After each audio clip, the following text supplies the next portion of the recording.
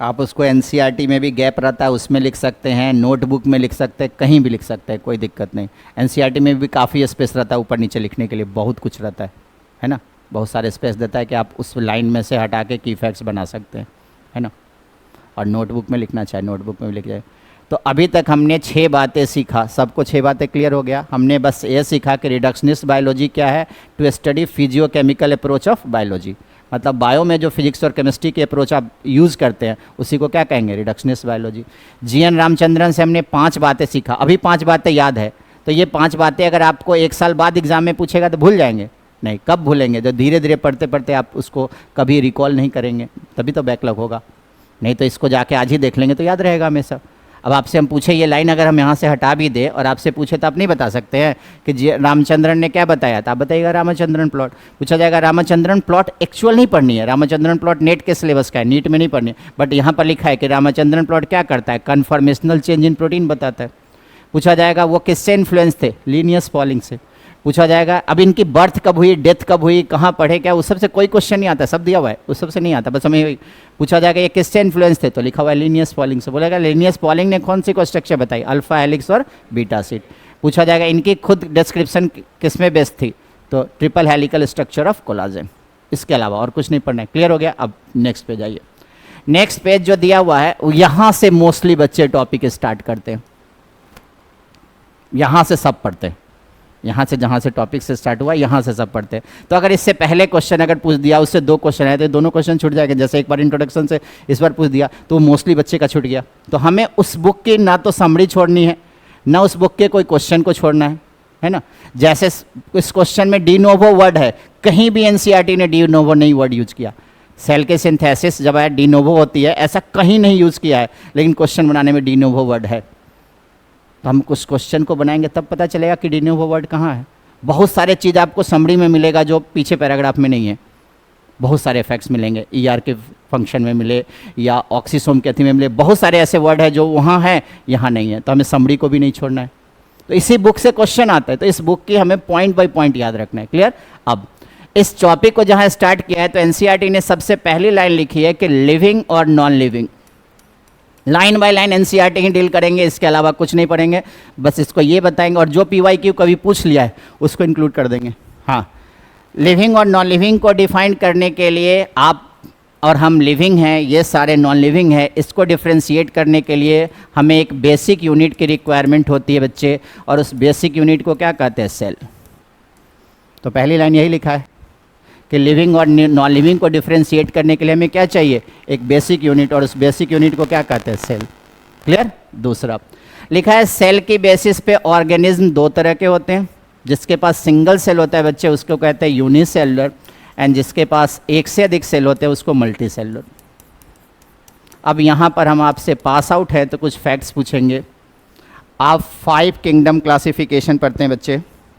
1 is Monera, Protista, Plantae, Fungi, Animalia. मैं evolutionary trend लिख रहा हूँ, इवोल्यूशन यही होता है, इवोल्यूशन के ट्रेंड वही है। मोनेडा से इवॉल्व हुआ प्रोटिस्टा, उससे प्रिमिटिव प्लांटी, फिर फंजाई, फिर एनिमलिया। क्योंकि इवोल्यूशन कहता है जो हेट्रोट्रॉपिक ऑर्गेनिज्म होते हैं वो ऑटोट्रॉपिक से क्या होता है, एडवांस होते हैं। तो इवोल्यूशन की यही ट्रेंड है। इवोल्यूशन के ट्रेंड में जब आप लिखेंगे 5 किंगडम क्लासिफिकेशन तो मोनेडा के बाद कौन आएगा, प्रोटिस्टा, फिर प्लांटी, फिर फंजाई, फिर एनिमलिया। क्योंकि इवोल्यूशन कहता है हेट्रोट्रॉपिक ऑर्गेनिज्म, और इवोल्यूशन पढ़नी है ना हमें 12th में, तो इवोल्यूशन कहता है कि हेट्रोट्रॉपिक ऑर्गेनिज्म मोर एडवांस होते हैं किससे, ऑटोट्रॉपिक से। तो ये सब ऑटोट्रॉपिक है। तो आप एनसीईआरटी में जब कॉलम बना हुआ है टेबल तो उसमें मोनेडा बनाया हुआ है, फिर प्रोटिस्टा, फिर फंजाई, फिर प्लांटी और एनिमलिया, बट वो इवोल्यूशन ट्रेंड से नहीं है। इवोल्यूशन ट्रेंड से क्या होगा, मोनेडा, प्रोटिस्टा, प्लांटी, फंजाई और एनिमलिया। अब आपसे पूछेगा इसमें से कौन ऐसा किंगडम है जो यूनिसेलुलर का है, कौन सा जिसमें केवल यूनिसेलुलर ऑर्गेनिज्म हो। मोनेडा नहीं बच्चे, गलत है, प्रोटिस्टा। प्रोटिस्टा यूनिसेलुलर यूकैरियोट्स की कैटेगरी है, मोनेडा नहीं। मोनेडा में आप सारे प्रोकैरियोट रखते हैं। बीजीए कहाँ आपका यूनिसेलुलर फॉर्म में मिलता है, रेयर ही यूनिसेलुलर फॉर्म है। फिलामेंटस फॉर्म भी मिलता है आपको, फिलामेंटस हो गया तो मल्टीसेलुलर फॉर्म हो गया। तो यहाँ क्या रखते हैं आप, ऑल प्रोकैरियोटिक ऑर्गेनिज्म के किंगडम है, यूनिसेलुलर का नहीं है। पूछेगा यूनिसेलुलर ऑर्गेनिज्म कहाँ रखे जाएंगे, यूनिसेलुलर का किंगडम कौन है, प्रोटिस्टा। प्रोटिस्टा यूनिसेलुलर यूकैरियोट्स है। तो यहाँ जितने भी यूनिसेलुलर ऑर्गेनिज्म हैं सब कौन से होंगे, किस किंगडम में आएंगे, अंडर किंगडम प्रोटिस्टा। क्लियर। ये तीन जो हो गया प्लांटी, फंजाई और एनिमेलिया, कौन से हो जाएंगे, मल्टी सेलुलर। इसमें मोस्टली ऑर्गेनिज्म, बायो में मोस्टली वर्ड लगाते हैं, ऑल ऑलवेज बायो के लिए नहीं बनता है, वो गलत होता है। अगर कोई लाइन है और उसमें ऑल लिखा हुआ, ऑलवेज लिखा हुआ है, नहीं भी इन्फॉर्मेशन है उसको गलत मान लीजिए। ऑल ऑलवेज बायो के लिए बनता नहीं, आता है ना, करेक्ट इनकरेक्ट 20 क्वेश्चन तो ऐसे ही होते हैं। तो उसमें अगर कहीं ऑल और ऑलवेज लग गया उस लाइन को गलत मान लीजिए, वो स्टेटमेंट गलत होगा, इसलिए मोस्टली वर्ड जोड़ते हैं। तो most of the Plantae, fungi और एनिमलिया कैसे, मल्टी सेलुलर। प्रोटिस्टा एकमात्र ऐसी किंगडम अपने सिलेबस में वो यूनिसेलुलर, और मोनेडा में रखे जाएंगे मल्टी सेलुलर यूनिसेलुलर दोनों, बट कंडीशन क्या होने चाहिए, प्रोकैरियोट्स होने चाहिए, क्योंकि ये प्रोकैरियोट्स के, बाकी सारे क्या हैं, यूकैरियोट्स के। तो इसमें सारे एग्जाम्पल कौन से पढ़ते हैं आप, प्रोटिस्टा के, प्रोटिस्टा के ही सारे एग्जाम्पल। प्रोटिस्टा में हम लोग क्राइसोफाइटा से शुरुआत करते हैं। क्राइसोफाइटा में दो मेंबर आपने देखा था, डायटम्स और डायटम्स और डेस्मिट्स, है ना। फिर डाइनोफ्लेजलेट्स है, यूग्लिनोइड है, स्लाइमोल्ड्स है। जो आप प्रोटोजोआ कंडीशन पढ़ते हैं उसमें अमीबा पढ़ते हैं, है ना, पैरामीशियम पढ़ते हैं, सब कहाँ आएगा, यूनिसेलुलर में। एनसीईआरटी ने लिखा है यूनिसेलुलर ऑर्गेनिज्म की फ्री एग्जिस्टेंस हो सकती है और ये कैपेबल होता है अपनी मेटाबॉलिक एक्टिविटी करने में। तो यहाँ एक की फैक्ट्स लिखा है, एनीथिंग, की फैक्ट्स को हम सेपरेट करते जाएंगे। Anything less than a typical cell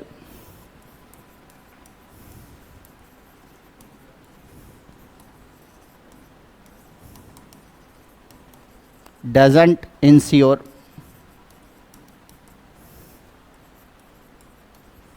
independent existence।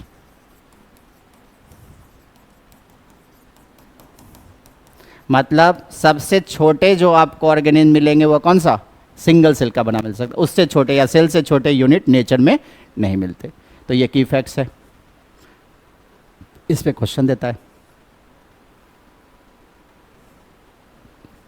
अब सेल की डिफिनीशन क्लास 6-7 से पढ़ते आ रहे हैं। तो सेल की डिफिनीशन में कौन सा 3 बेसिक वर्ड है, हाँ, cell is the structural, functional and fundamental unit of life. ये 3 फंक्शनल वर्ड होने चाहिए, है ना। तो सेल की डिफिनीशन देखें, कुछ जनरल फैक्ट्स भी देखेंगे, कुछ की फैक्ट्स भी देखेंगे। अपना काम कुछ नहीं करना है, बस उसी बुक को डिकोड करना है। कितना आसान सिलेबस है कि बस उसी बुक से क्वेश्चन पूछना है और उसी बुक को पढ़ना है, कोई फालतू नहीं, कोई नई ऐसी इन्फॉर्मेशन नहीं, बस उसी बुक की इन्फॉर्मेशन आएगी।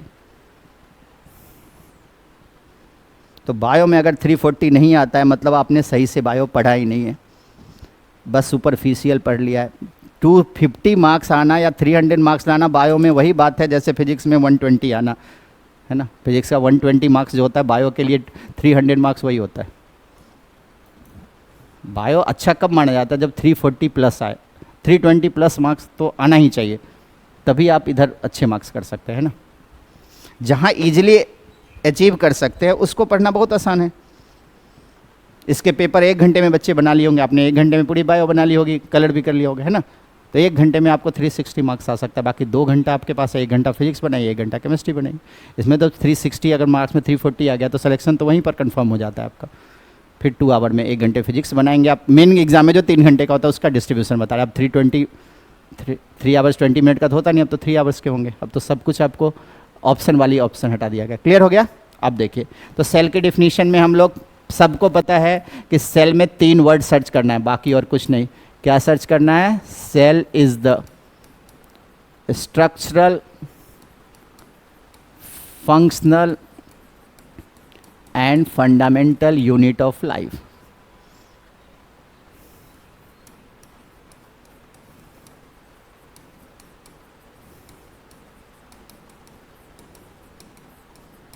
इसके अलावा और कुछ नहीं।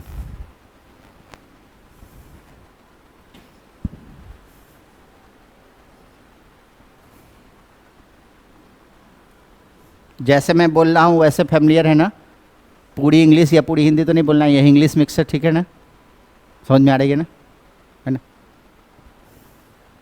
वैसे इस रीजन के लिए मैं नया नहीं हूँ, मैंने कोलकाता में भी पढ़ाया हुआ है 2 साल, है ना, इसलिए मुझे पता है, इसलिए कोई दिक्कत नहीं। मैं 2017, 2018, 2019 और 2020 तक मैं कोलकाता में पढ़ाया हुआ हूँ। इंस्टीट्यूट का नाम फिर मैं अगेन बोल रहा हूँ कि नहीं लूँगा मैं 4 साल कोलकाता में पढ़ाया हुआ हूँ, कोटा में भी पढ़ाया हुआ हूँ, लखनऊ में भी, दिल्ली में भी, हिसार में भी, बहुत सारे शहर, जम्मू में भी, है ना। हाँ, जो है दुर्गापुर, आज पहली बार पढ़ा रहा हूँ, है ना। वैसे गौरव सर से मेरी दोस्ती बहुत पुरानी है, 12 साल से है, इसलिए उनके लिए मैं नया नहीं हूँ। आपके लिए भी 1-2 दिन में फैमिलियर हो जाएंगे, लैंग्वेज समझ में आ रही है ना।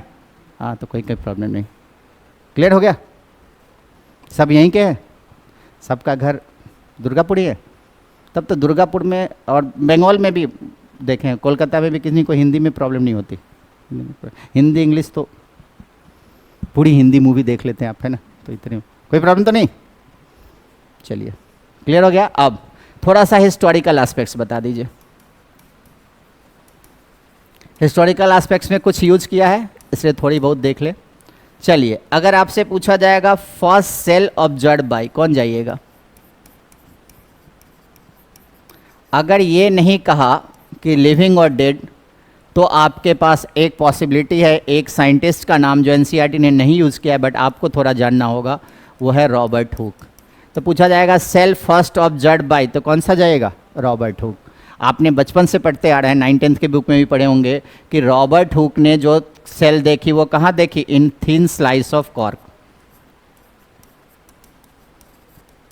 और कॉर्क बच्चे 11th में आप पढ़ते हैं अंडर एनाटॉमी कि इसमें क्या होता है? सुवेराइज्ड। ये सेल कैसी डिपॉजिट्स होती है इसमें? सुवेरिन। सुवेरिन और लिग्निन जब आ जाता है तो ये डेथ रिजल्ट्स करता है सेल में। तो सुवेरिन एक्सेस में होने के कारण ये कौन सा सेल था? Dead cell. तो डेड सेल था बच्चे। तो रॉबर्ट हुक ने क्या देखा होगा एक्चुअल में? Cell wall. रॉबर्ट हुक ने क्या देखा होगा? Cell wall. तो पूछा जाएगा cell wall first observed by, cell wall first observed by कौन सा साइंटिस्ट जाएंगे? एकदम सही, रॉबर्ट हुक ने तो प्रोटोप्लाज्म देखा, लिविंग सेल देखा ही नहीं, तो क्या देखा? Cell wall. पूछा जाएगा टर्म सेल यूज्ड बाय, सबसे पहले ये टर्म आया सेलुला जो रॉबर्ट हुक ने यूज किए थे, उस लेटर ऑन ट्रांसफॉर्म हो गया किस में? सेल में। तो term cell used by Robert Hooke, इसलिए हम रॉबर्ट हुक को क्या कहते हैं? Father of cytology. जिनकी पहली या ग्रेट कंट्रीब्यूशन होती है, इनिशिएट करना ही मेन होता है, तो आप फादर ऑफ साइटोलॉजी किन्हें कहते हैं? रॉबर्ट हुक को। तो पूछा जाएगा फादर ऑफ साइटोलॉजी कौन है? Robert Hooke. और रॉबर्ट हुक ने इस स्ट्रक्चर को डिस्क्राइब किया इन अ बुक, और उस बुक का नाम होता है माइक्रोग्राफिया।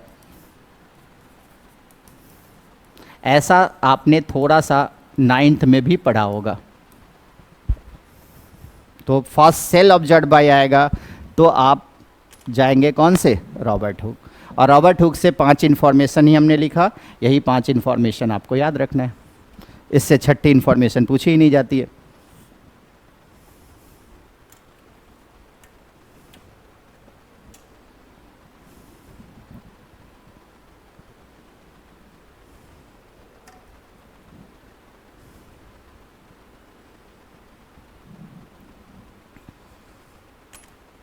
बायो तो पूरा याद हो जाएगा आपको, वैसे भी पहले से ही आपको बहुत कुछ पता है, बस थोड़ा थोड़ा में बताना है, कहाँ कहाँ आपने छोड़ा था उसी को रिकॉल करना है। और इस तरह पढ़ेंगे, आपकी अब जो नोट्स तैयार होगी ना वो परफेक्ट होगी। जैसे बैलेंस डाइट होती है ना, वैसे बैलेंस नोट्स होना चाहिए। क्योंकि बायो में क्या होता है ना, अगर आप जैसे फिजिक्स केमिस्ट्री में भी, इस बार भी फिजिक्स के ऐसे क्वेश्चन कुछ थे जिसमें अगर आप फंस गए तो आपको 5-5 मिनट लग जाते। 5 क्वेश्चन ऐसे थे कि आप उसमें लगे 25 मिनट आपको उसी में बर्बाद हो जाता, बाकी सारे क्वेश्चन 40 नॉर्मल भी थे। तो वो ऐसे, तो वैसे ही है, अगर आप किसी टॉपिक में अगर बह गए तो आप सालों भर सेल ही पढ़ते रह सकते हैं, है ना। तो हमें ये भी पता होना चाहिए कितनी बातें चाहिए, सबसे इम्पॉर्टेंट यही है। मोटी मोटी बुक भी मार्केट में अवेलेबल है ना, काफ़ी सारे, है ना। सिंप्लीफाई करने के नाम पर में बहुत सारे इन्फॉर्मेशन है जो कोई काम का नहीं। साइंटिस्ट के डिस्क्रिप्शन भी पूरे दिए हुए ब्लॉक में, सबकी कोई ज़रूरत नहीं। हमें बस जितनी बातें पूछी जाती है बस वही देखना है।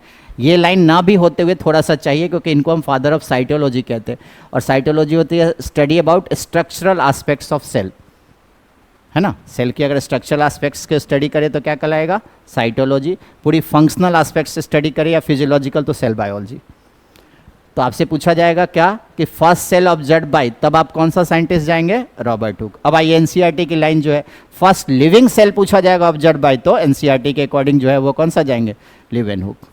क्लियर, क्योंकि ये जो सेल ऑब्जर्व किए थे वो कौन सी सेल है, डेड सेल। तो आपसे पूछा जाएगा फर्स्ट डेड सेल ऑब्जर्व या फर्स्ट सेल ऑब्जर्व, तो रॉबर्ट हो जाएगा। हाँ, फर्स्ट लिविंग सेल ऑब्जर्व, तो कौन सा जाएगा, लीवेनहुक।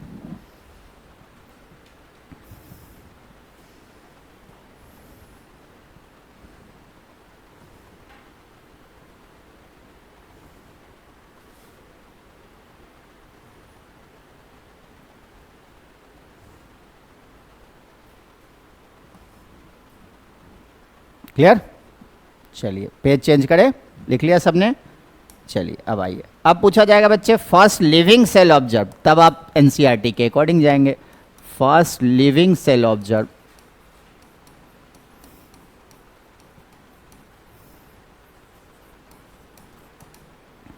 तो आप जाएंगे कौन सी, लीवेनहुक।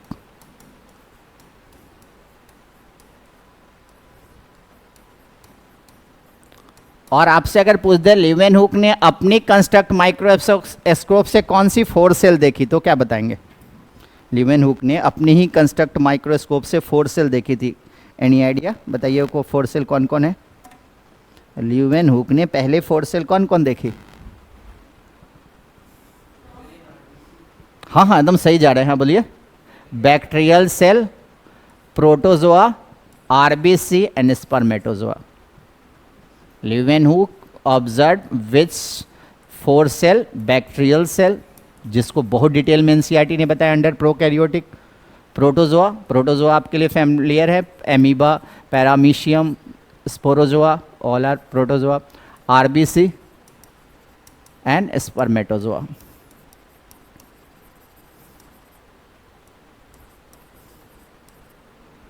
जो लेटर ऑन ट्रांसफॉर्म होगा स्पर्म सेल में। पूछा जाएगा इनकी बुक का नाम क्या था, द सेक्रेट ऑफ नेचर।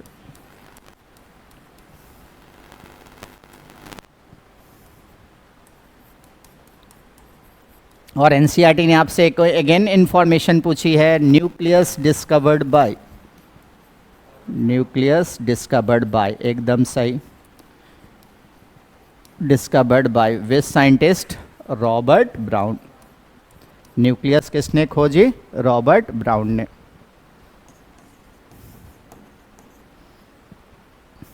और पूछा जाएगा सेल की स्टडी कब इजियर हो गई, जब हमने क्या डिस्कवर कर ली, electron microscope. Study of cell became easier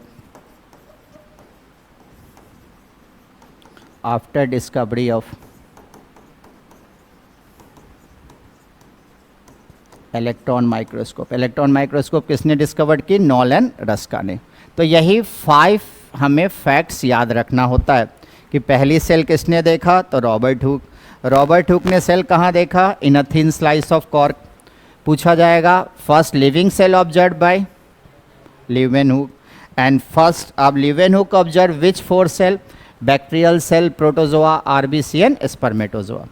और पूछा जाएगा nucleus first observe by Robert Brown. और सेल की स्टडी कब इजियर हो गई, जब हमने क्या डिस्कवर कर ली, electron microscope. An electron microscope discovered bye Nolan Ruska. जिस साइंटिस्ट ने इलेक्ट्रॉन माइक्रोस्कोप डिस्कवर्ड की, इलेक्ट्रॉन माइक्रोस्कोप जिसकी रिजॉल्विंग पावर और मैग्नीफाइंग पावर काफ़ी ज़्यादा होते हैं, उसको पहले माइक्रोस्कोप ही पढ़ना था बट अब नहीं पूछा जाता, बस यही एक लाइन है, तो नॉलन रस्का। 2 माइक्रोस्कोप का नाम लिखा है, एक फेज कंट्रास्ट माइक्रोस्कोप, एक आपको इलेक्ट्रॉन। फेज कंट्रास्ट माइक्रोस्कोप से आप लिविंग एक्टिविटी जैसे सेल डिवीजन ये सब स्टडी करते हैं। जेर्निक ने उसको डिस्कवर किया था। तो पहली एक सब हेडिंग आती थी माइक्रोस्कोपी, बट माइक्रोस्कोपी 9th में होगा आपको, बट अब 11th से 12th से हटा दिया, तो आपको माइक्रोस्कोपी से बस यही एक लाइन है ना, उसके अलावा और कुछ नहीं है। पूरी पैराग्राफ क्लियर हो गया, उसके अलावा इस पैराग्राफ में और कुछ नहीं है। अब आइए सबसे फेमस सेल थ्योरी, है ना, क्या डिस्क्राइब किया हुआ है, सेल थ्योरी।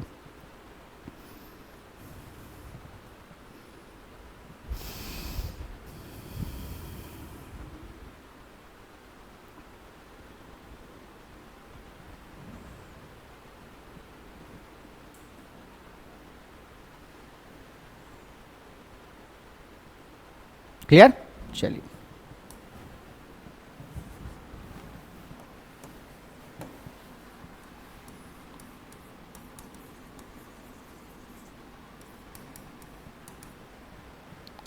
सेल थ्योरी में आप सभी जानते हैं, सेल थ्योरी किसने दी? सीडेन एंड स्वान।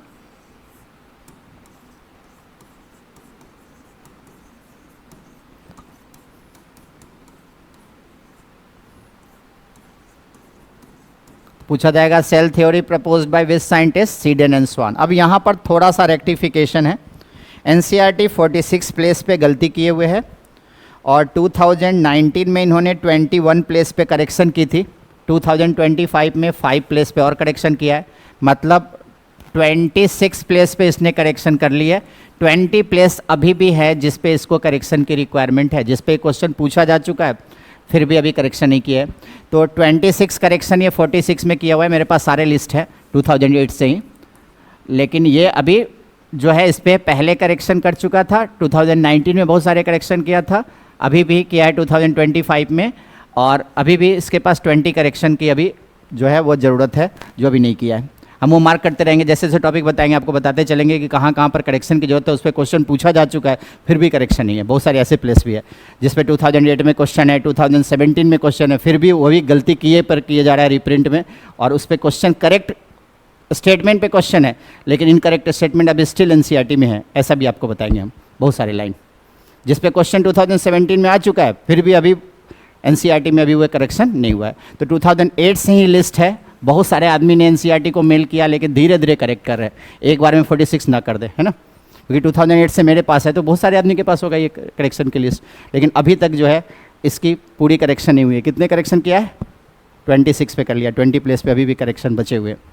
तो आपसे पूछा जाएगा, पहली जो स्टेटमेंट आपको याद होगा और आपके बुक में भी अभी लिखे होंगे बच्चे, एम सीडेन का लिखा हुआ है, जर्मन बॉटनिस्ट लिखा हुआ है ना, और इनमें लिखा हुआ है ब्रिटिश जोलॉजिस्ट। बट ये स्टेटमेंट बहुत पहले से गलत था, लेकिन इसको अभी भी ये इनकरेक्ट स्टेटमेंट थे।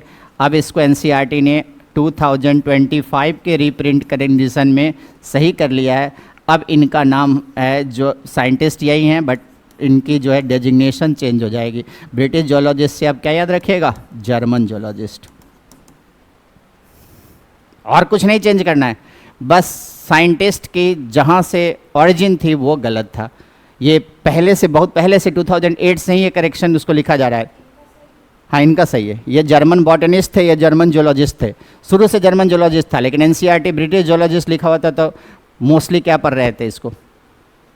इसको पढ़ रहे थे ब्रिटिश जोलॉजिस्ट, है ना। अब जर्मन जोलॉजिस्ट पढ़ेंगे। अब एनसीईआरटी ने इसको रीप्रिंट में लिख दिया, तो अब जब क्वेश्चन आएगा कि आपका स्वान बिलोंग्स टू, तो आप जाएंगे जर्मनी, नॉट ब्रिटेन। क्लियर हो गया? अब आप as the name suggest Schleiden botanist थे, तो इन्होंने क्या स्टडी की? प्लांट टिश्यूज की, और क्या बताया? All plants are made up of cell. सारे प्लांट टिश्यूज पढ़े और क्या बताया? All plants are made up of cell.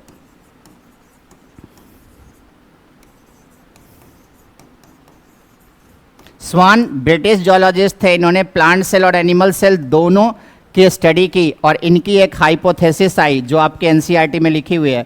Hypothesis क्या आया? All plants and animals, all plants and animals are made up of cell and cellular product. तो question पूछेगा कि ये हाइपोथेसिस किसकी है कि all plants and animals are made up of cell and cellular product, तो कौन जाएंगे? स्वान की। और स्वान ने एक बेसिक डिफरेंस बताया कि एनिमल सेल के पास क्या होता है? Cell wall, sorry, animal cell के पास होता है सेल मेम्ब्रेन, और प्लांट सेल के पास क्या होता है? Cell wall. इन्होंने क्या बताया? Plant cell accounts cell wall as outer most boundary, और एनिमल सेल के पास क्या होगा? Animal cell accounts cell membrane. तो एनिमल सेल के पास सेल मेम्ब्रेन होगा आउटर मोस्ट बाउंड्री, और प्लांट सेल के पास क्या होगा? Cell wall. तो यहाँ पर एक क्वेश्चन पूछेगा कि आपको cell wall first observe by, तो कौन सा साइंटिस्ट जाएंगे? Robert Hooke. But cell membrane first observe by, NCERT यहाँ लिखा हुआ है, कौन सा जाएंगे? स्वान। पूछेगा cell wall first observe by तो Robert Hooke, but cell membrane first observe by Schwann. जब हम आपको प्लाज्मा मेम्ब्रेन पढ़ाएंगे तो वहाँ सबसे पहली लाइन यही है कि आफ्टर डिस्कवरी ऑफ आपको इलेक्ट्रॉन माइक्रोस्कोप प्लाज्मा मेम्ब्रेन की स्टडी क्या हो गई, ईजियर हो गई। और उससे पूछा जाएगा plasma membrane first observe bye, कौन सा साइंटिस्ट जाएंगे, स्वान। और इन विच सेल, मेमेलियन आरबीसी। तो ये जो आप कंडीशन पढ़ेंगे तो एग्जाम में पूछा जाएगा कि आपको स्वान की स्टेटमेंट क्या थी कि all plants and animals are made up of cell and cellular product, और plant cell accounts cell wall as the outer most boundary, animal cell के पास क्या होगा, सेल मेम्ब्रेन। क्लियर? नेक्स्ट,